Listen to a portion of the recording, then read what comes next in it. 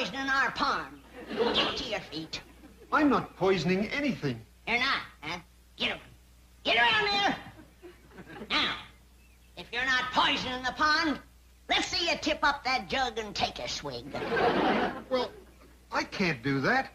It's concentrated chlorine. It kills the algae and fungus. It kills fish, too. We've tried 2 or 3 times to stop this pond. But this water's only for swimming. What do you think fish do? Walk? Now you take your jug of poison and get out of here. Lady, I'm only following orders of Mr. Drysdale. Aha! So Mr. Drysdale put you up to this, did he? Yes, ma'am. And now, if you don't mind, I'm running a little late. You're running fast, that's how you're running.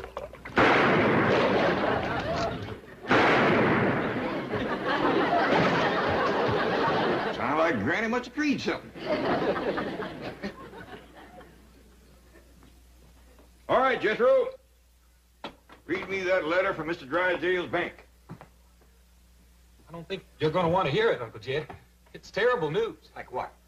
Like you ain't got no more money. I don't want no more money. I got more than I can use right now. 35, 40 million, ain't it? Not according to this letter, you ain't got nothing. You're broke. Broke? Jed Clampett? Yes, ma'am, that's a fact. He's what they call overdrawn. What does that mean? Well, that means that you owe Mr. Drysdale's bank $34.70. Ah, that's why he wanted to get shed of us. Putting poison in our pond. Next thing you know, he'll be burning down our barn. Who? Mr. Drysdale, that's who. Oh, he was nice as pie to you when you had millions in his bank. But now that it's all gone, he has no use for you. How could all that money be gone? Jethro, are you for sure positive certain that letter's for me? Oh, yes, sir, Uncle Jed. There it is, wrote in black and white. Mr. J.D. Clampett.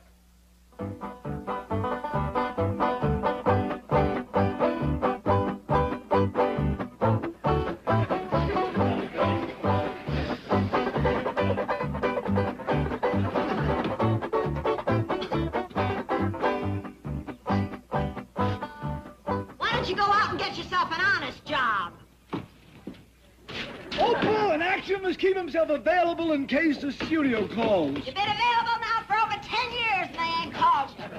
Must you tell it to all the neighbors? Who's telling them? They already know you're a bum. I am an actor. You are a bum. Opal, you are going to regret that when my big break comes, and it's due. Charles Boyer has switched to character parts. So? So, who do you think is going to take his place as the suave, continental leading man? Not you, Jake. That Jacques. That jerk. Oh. Maybe the good news is right here in this mailbox. Now, you listen to me. You open that box and you're going to pick up every single bill that falls out. Hold your apron, Opal. Why, I put up with this, I'll never know. Someday, this will all be fan mail. Can't even go home to Mother. We're living with her. Someday, I will open this bank statement, and it will say that I am worth $36,422,000. And someday, I will turn into Liz Taylor. It did say that. Did say what? I'm worth $36,422,000. Well, don't just stand there, Liz. Help me look.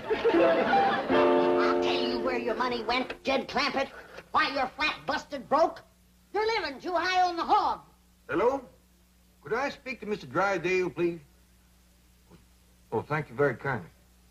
Mr. Drysdale done left for the bank. What do you mean, too high on the hog? That's what I mean, too high on the hog.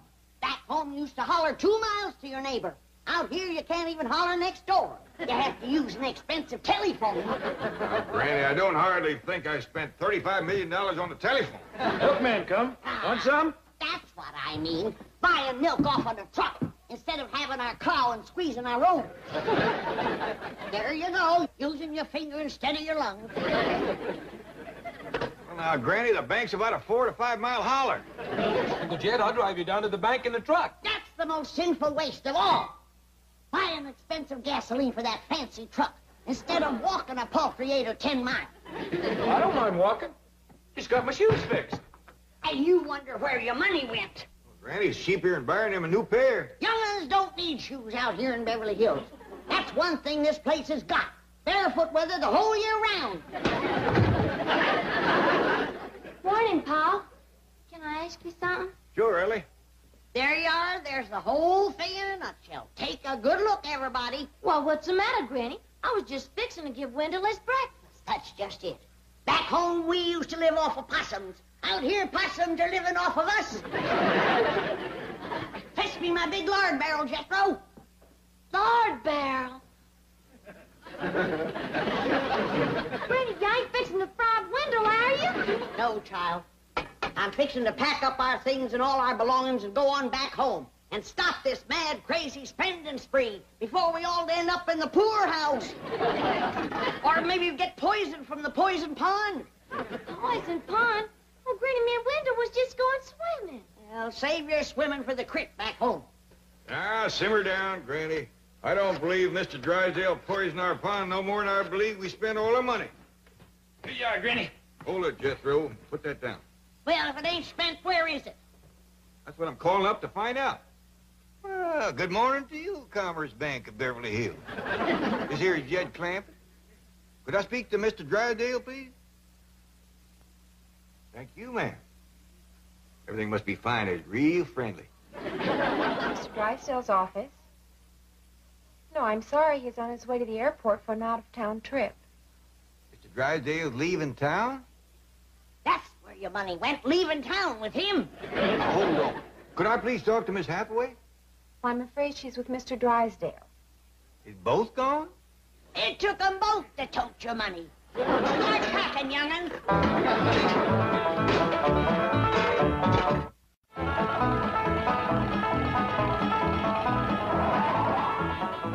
Hey, you in that truck. You can't stop there. Move on. Well, but Mr. Policeman, we got business in the bank there. Move on or I'll give you a ticket. Oh, no, thank you. We already got a ticket for parking here. Two of them. $5 ticket and a $10 ticket. Hey, Doggins, we should have brought him along. Move on or I'll give you a $20 ticket. Thank you very kindly, but we couldn't let you do that. What? We still got our pride, even though we is flat busted broke. Oh, you're vagrants. No, sir, we's Clampett. I'm Jed, this Ellie Mae, and sitting next to her. Listen, you want me to run you in? Well, no, sir. You just stand aside. I'll walk in. See, we got business in there. Oh, you're not only traffic violators and vagrants, you're bum tech artists. Now get that heap out of here before I arrest a lot of you. You sure ain't being very friendly. We don't want your kind in Beverly Hills. Now move it. You wouldn't talk so sassy if I had my gun. Done. Drive on, Jethro. I got the feeling that we ain't welcome around here no more.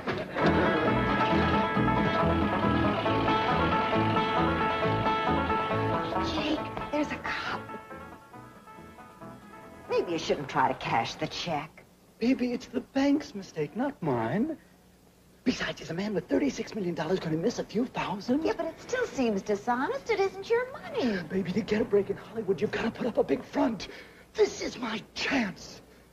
Next week, when I'm a big star, I'll pay it back. I'll pay it back. Well, Janet, Mr. Drysdale is winging east. And that leaves you and me to man this nerve center of our mighty bank. A little frightening, isn't it? Yes, Miss Hathaway. Now, during the chief's absence, I shall occupy his office and you will remain at my desk. Miss Hathaway's office. One moment, please. It's the new teller, Mr. Wilson. He said there's a rather shabbily dressed man by the name of J.D. Clampett wanting to withdraw $10,000. Wilson, Hathaway here. Don't let appearances deceive you. Mr. J.D. Clampett is good for any amount up to $36,422,000. Glad to help. $36 million. Needless to say, he is Mr. Drysdale's favorite depositor. Oh, that reminds me. The chief is having some work done at the Clampett estate. New filtering system for the pool, repairs to the driveway. I'll get on the phone and see that these things are taken care of. How about it, Uncle Jed? We gonna pack up and go back to the hills? It's up to you to decide, Jed. You're the head of the clan. Whatever you say, go. What's it gonna be, Paul? Go back home or stay here? We're gonna stay here. No, we ain't. We're going back home. Jed's gonna whop you, Granny. I'd rather get whomped than poisoned. Or shot down by Mr. Drysdale's hired killers. What hired killers? That policeman out front of his bank. He was going for his gun when we drawed away. Let's go back and whomp that rascal. We'll feud the whole bank. Oh, wait a minute. Now, ain't nobody going nowhere or do nothing till I am dead for certain convinced that Mr. Drysdale has turned against us and he's trying to get himself rid of us. What does he have to do to convince you, Jed?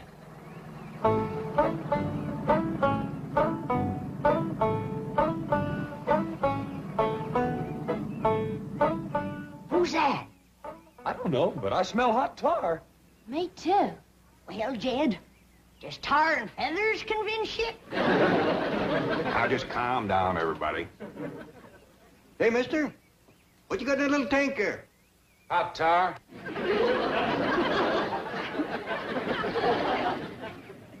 Is it for anyone in particular? Yeah, a fella named Clampett. This your idea, or did somebody put you up to it? Man named Drysdale hired me for the job. Well, Jed, heard enough? Convinced now? Of course he's convinced. Let's swamp that little rascal and head back for the hills. Now, hold on now. I can handle that little feller. As far as leaving goes, no matter how sorry Mr. Drysdale goes to treating us, we gotta stay a mite longer. Why? What for? As it says here in this letter, we owe the bank $34.70. And we can't leave town owing money. We ain't got $34.70. Then we gotta go out and earn it. Ain't never been a Clampett known to do a dishonest thing, and we ain't gonna be the first.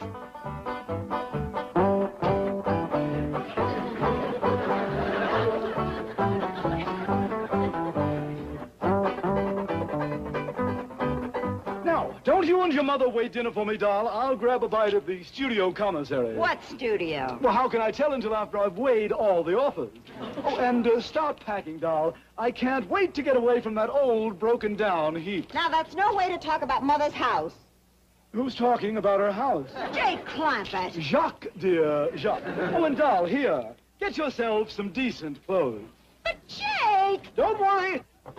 I'm on my way to the bank for more. Get yourself a mink. After all, your husband's in pictures now. You are the wife of a star. I'm the wife of a bum! Little man, can I talk you out of this? Why don't you stop bugging me? I got a job to do. Yeah, well, like I keep telling you, I don't think you're man enough to do it, at least when he's not alone. Well, I do. Please, won't you give up this notion? Want to know something? You're going to get hot tar all over you. Well, I'm sorry you're such a muley, little feller. There he goes. Just be thankful I didn't head first into the hot tar. Yes, sir. Thank you, sir. Now, let's go figure out how to raise that money.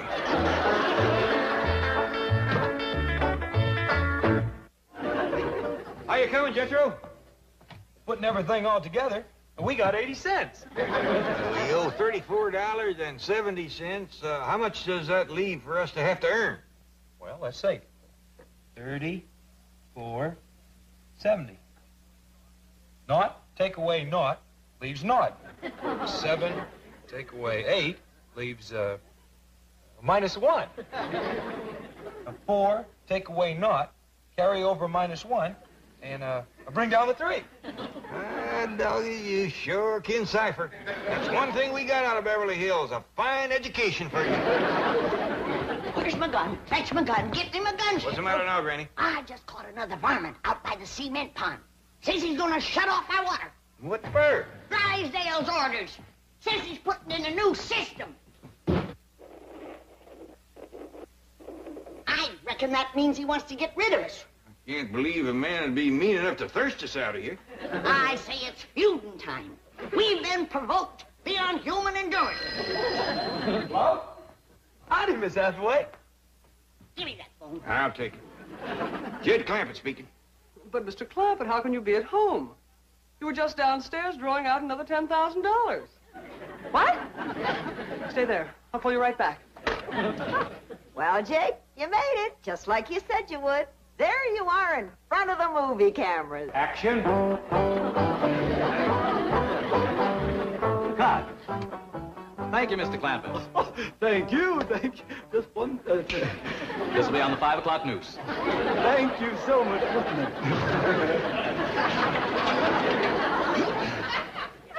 Well, did you hear that, Jake? You're going to be famous, just like you always promised. So, maybe a producer will see me.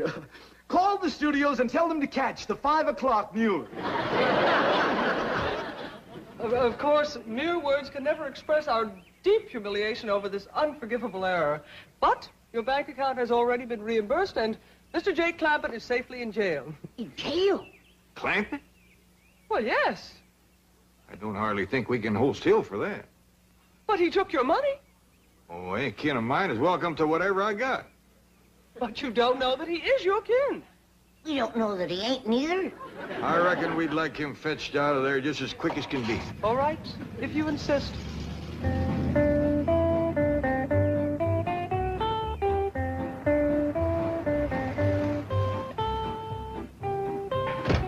Now, this is what I mean by putting up a front. Wow, Jay. That's junk.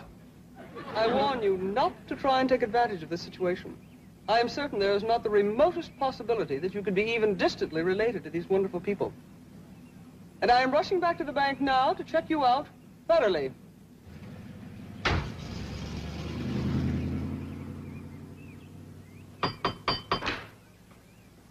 Well, howdy there. You must be Mr. and Mrs. Clampett. Cousin Jed. Pleased to meet you. Say, what side of the family are you from? This is my wife, Opal. And, darling, this is my long-lost favorite cousin, Jed Clampett. Howdy, ma'am. Hello? This here is my daughter, Ellie. Cousin Ellie. This here is Granny. Cousin Ellie. Say howdy to Granny. Howdy, Granny. This young lady belongs in the movies, and I'm going to see that she gets there. Well, thank you. Can we all go? There's going to be a double feature tonight. Marvelous. She's so wonderfully naive and unspoiled. And this here is my nephew, Jethro. Howdy. I hear tell you're a movie actor. Quite right, my lad. Well, let's all go and have some victuals and get better acquainted with our cousins, Opal and Jake. That's Jacques. That's Jake.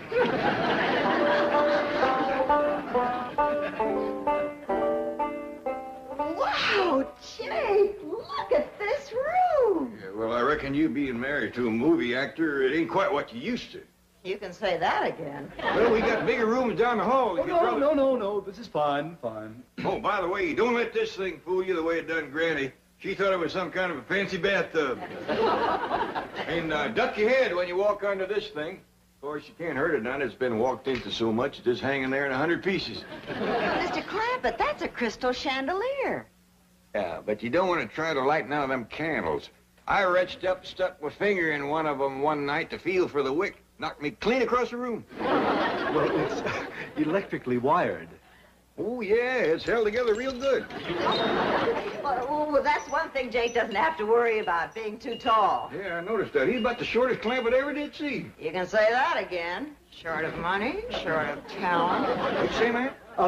Opal was just agreeing with you that I'm short. Well, that'll come in real handy with these beds here. If Jethro and me was to sleep in one of them, we'd hang over from the knees down. Can I come in? What you got there, Granny? Victuals for the company. I bet you two's hungry. You can say that again. Let's go wash up. Oh, yeah, excuse us. I reckon Cousin Jake's woman is kind of hard of hearing. That's the third time she's asked to have something said again. Maybe she'll get some help from these pickled crow gizzards. She just might. Ain't nothing here is better than a crow. Help yourself, kid. I got 56 jars of them. Oh, yeah, you made these to peddle to help raise money. Yeah, but now that we don't need the money, we got ourselves a couple of weeks of company eating. Hey, it's finger-licking good, Granny. Can I have seconds? Hold on. Here comes Jake and his missus. Well, now, isn't this nice of you? I reckon it is. But Jake here being our cousin, And a movie picture actor. you deserve the best. Hope you folks can stay a spell. Well, we wouldn't want... Well, eat and run? Oh, I think we can manage at least a week. How do you like my pickled crow gizzards? What did you say they were? I said they're pickled crow gizzards. Granny, you got 56 jars. We can have them 3 meals a day. Not into her. Reckon she ain't partial to crow gizzards. What do you think of them, Cousin Jake? Oh, I'm staying a week. This isn't the first time I've eaten crow.